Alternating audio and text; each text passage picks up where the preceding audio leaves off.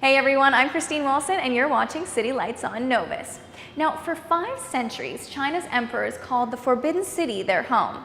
With only the emperor, his imperial household, and special visitors allowed inside the walls, this immaculate palace gained public attention for its mystery, power, and wealth. Now, the Vancouver Art Gallery is giving us a glimpse inside this mysterious era in Chinese cultural history with the Forbidden City. I had a chance to get a sneak peek at the exhibit and talk to the curator about getting it to Vancouver.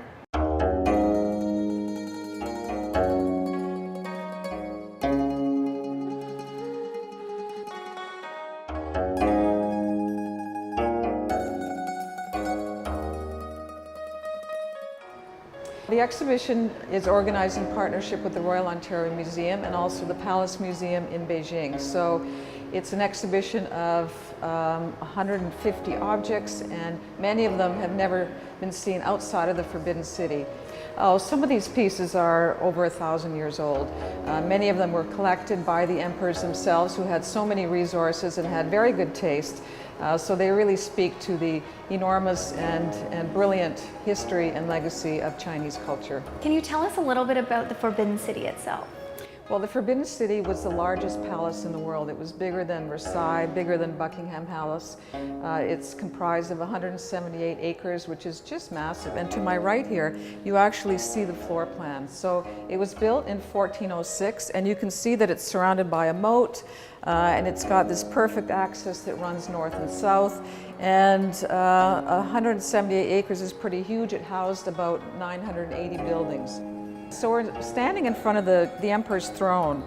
If you were ever to be received by the emperor, he would always be raised. There were many thrones throughout the Forbidden City. This is just one example of a throne. And in front are a lot of these very elaborate objects that were actually used to burn incense. You can see the cranes that would be the messengers between the heavens and the earth. You can also see the elephants on the bases of the fans. And the Forbidden City actually housed a herd of elephants. We're looking here at a scroll that's a portrait of Emperor Zhanglong, who was one of the 3 most powerful emperors ruling during the final decades of the Forbidden City. And he's dressed here in his formal attire. You can see that it's the color of yellow. It was only the emperor, whoever was allowed to wear yellow. That was the emperor's exclusive color. You've got the 5-footed dragons throughout the robe there. So this is an absolutely beautiful case of some artifacts. Can you tell me a little bit about what's in here?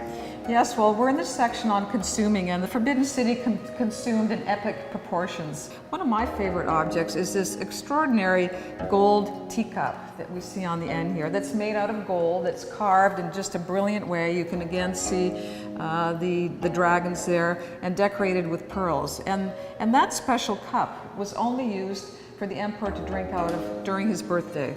So there's some absolutely stunning pieces of clothing that are included in the exhibition. Can you tell us a little bit about this one? So this is an outer coat, a winter one because it's quite a heavy one, that would have been worn by an empress. And what's extraordinary about it is the perfect condition that it's in, being several hundred years old. And on the bottom you can see that there are waves, which represents the earth. The mountains begin to protrude in the middle. And then on either side you have these extraordinary dragons that lead up to the head being the pinnacle. Can you tell me a little bit about this piece? It's beautiful. Well, this is the last piece in the exhibition. We've really saved the best until the end.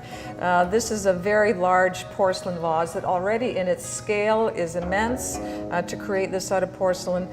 It was given to the emperor on his birthday. The symbol that's painted on there 10,000 times is the symbol for longevity. And there are 1,000 different versions of that symbol for longevity painted on here.